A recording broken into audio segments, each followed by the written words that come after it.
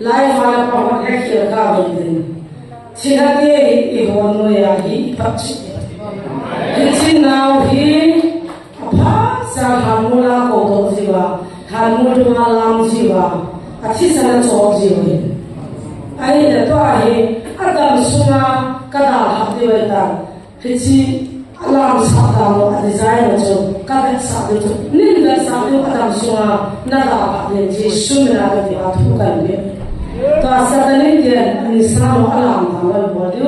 ji sumina da tu ni ya adam sunga achai nei dai apoi da ma adam ye do ji sumina da na na in pi ma alwai wa na mu zo le am alwai ke ta chung na da kan pi do e ke alwai ke kyong ka dam the ti bo za chul wa lai nu an ji do e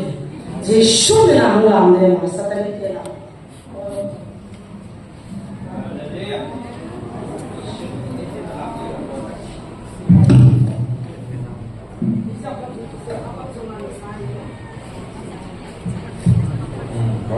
Borta Yesu mena Yesu nani ko sai alam ta ho Yesu mena ke bol sa hai to hai ye lo je ba abd chha satan control ho ham na ko hai lo de la no tai tai han lam sa ba ija hai ipi lungge ipi nom na pi utang thil dam do si hai nil de wa control ho ma hai lo lam siu ka sa cầm lạ mà ăn một lạ mà cắm giờ ăn một lạ mà cái này này mà chỉ suy mình là thôi cái gì bọn nó đây cái gì nó làm cho con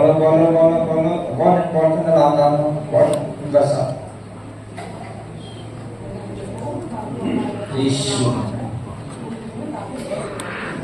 tôi mà lúc còn hà nó làm lắm con này anh thoát tôi là nó làm đàn nó lục nó làm đàn nó làm thoát đấy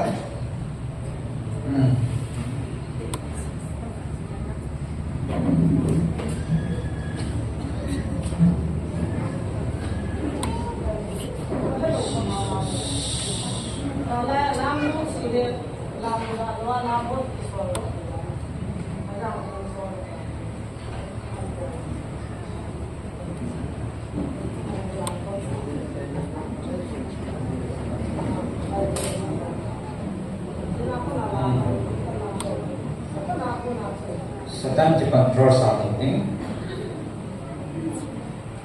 Perhatian kalau yang tidak hanya cantik, ini panau, ini hal itu lam masuk sepuluh. Setan ini, ini lalu nama control di masuk di nomor.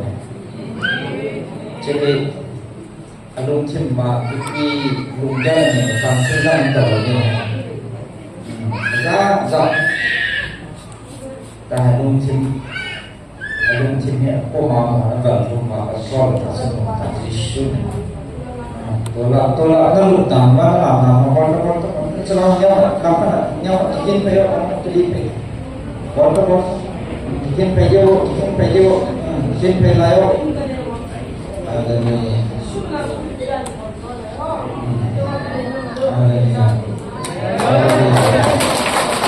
Latihan masalah imahi lautang bersana.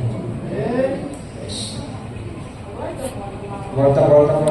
pedindo lá, volta. Yesus menan Tuhan Yesus.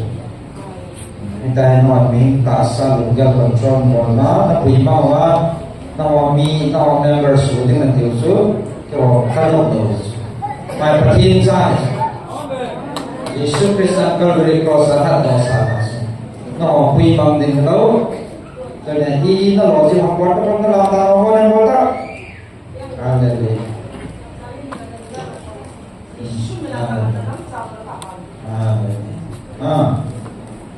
vì là sao tôi là học xong tôi là vì là sao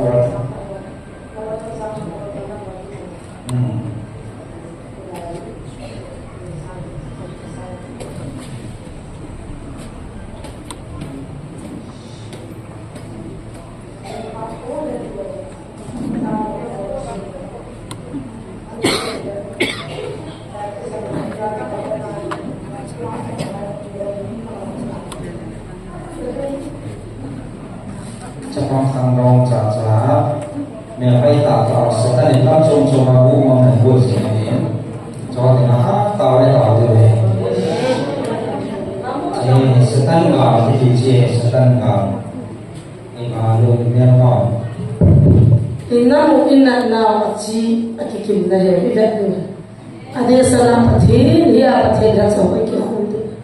ikam mai ta he dam ta la na chi ki mai na no ta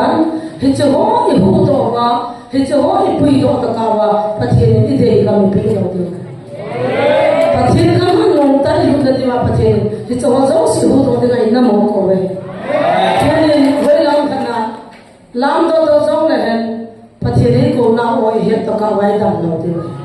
na na le ta he chi nam ke kin to in na ko chapa ya ma ko ki chapa ya ma tu na he ta he satan na control he apa sunga ka ki pan pathiri na be cha kan sabu mi tam pe na cha za cha pi ki na la za cha na lim na satan ki nin de pe satan su mol po de na na cho ma cha de na ga mai zan ha zon ki nei mo mo ki ha nai lo pastor so sin mo be zan na thil so so thu ka sei pe na chu in so na ko lu ha et a bala ki pu pan na thu sei zai zai nei man be na satan na to na he a ki nei dan je isu mi ko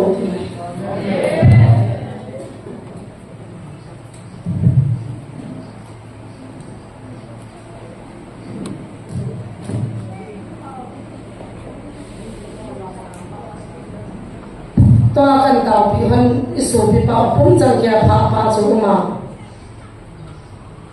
chi man ta mu mam azo pa chu hong ho ji shu ne la ho he ji satan si te he ta ni ne le he chong ni a kam ngai su mo pho ta ni te